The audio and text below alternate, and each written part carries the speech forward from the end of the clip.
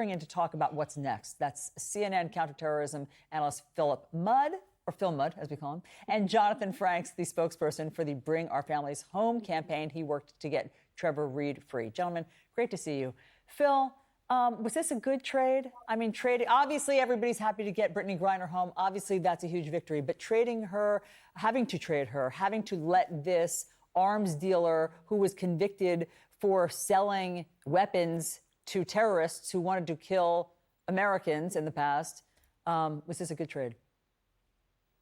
Yes. My first answer is, what's your option? If you want to go to Vegas and play against the house, if you want house odds, you're not going to get it.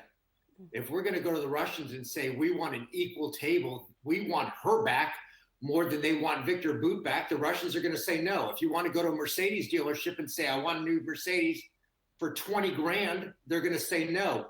We were the weaker party here. We wanted an American citizen home, an American citizen who committed at best, at most, a minor misdemeanor against a pond scum arms dealer.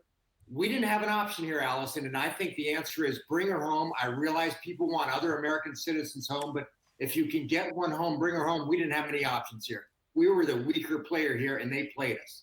You know, thinking about that, Jonathan, I want to bring you in here because if you think about the idea of the leverage that Phil is alluding to, when you're talking about other Americans who are believed to be wrongfully detained, like Paul Whelan and others, even in Iran and other places across the world, I wonder what leverage you anticipate the U.S. being able to have available to bring him home.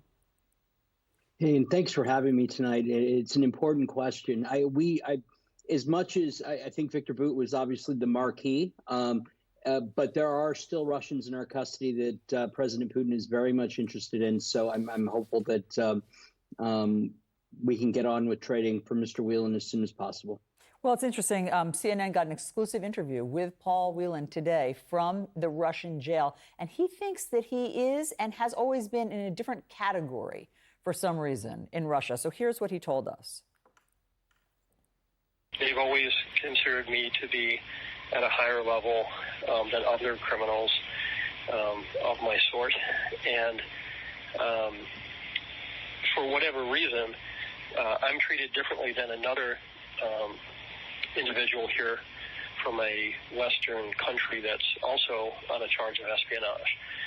So even though we're both here for espionage, I'm treated much differently than he is.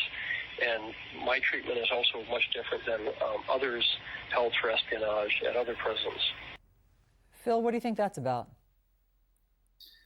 Boy, I think this is more about domestic politics in Russia than it is about America. You could look at this and say that this is about dividing America, that this is about using Paul Whelan. I mean, why would you allow him to go on American TV to divide America, to say, you know, Joe Biden can't bring him home? I think there's an equal part of this that would be Vladimir Putin telling his people, look, we have Americans here who are drug users. I'm not saying that's right. I'm saying that's how they were portrayed with Brittany Griner. We have American citizens here who are spies. I'm here to protect Russia. This man is a spy. He is at a higher level, and therefore I'm going to demand a lot for him. I think this is domestic politics in Russia more than America. You know, I'm thinking about what it's like for her and Brittany Griner in particular as she's coming home. Jonathan, can you speak to what it's like? I mean, the idea of coming from this circumstance to touching down in Texas. I know there is a program of some sort to reacclimate one from being in the position that she's been in, but what is that process like to try to assist in that moving of the needle? You know, the trip home is surreal for most of the folks that come home, just because it's often done very quickly. They often don't get a whole lot of notice. And then all of a sudden they're in San Antonio, Texas. And, you know, we spoke when Trevor was on his way home, we spoke to him from the plane repeatedly. And it was, you know, a moment where everybody was really happy, but everybody was also a little dazed and confused. I can just imagine. I mean, honestly, the joy mixed with the exhaustion, mixed with the disbelief.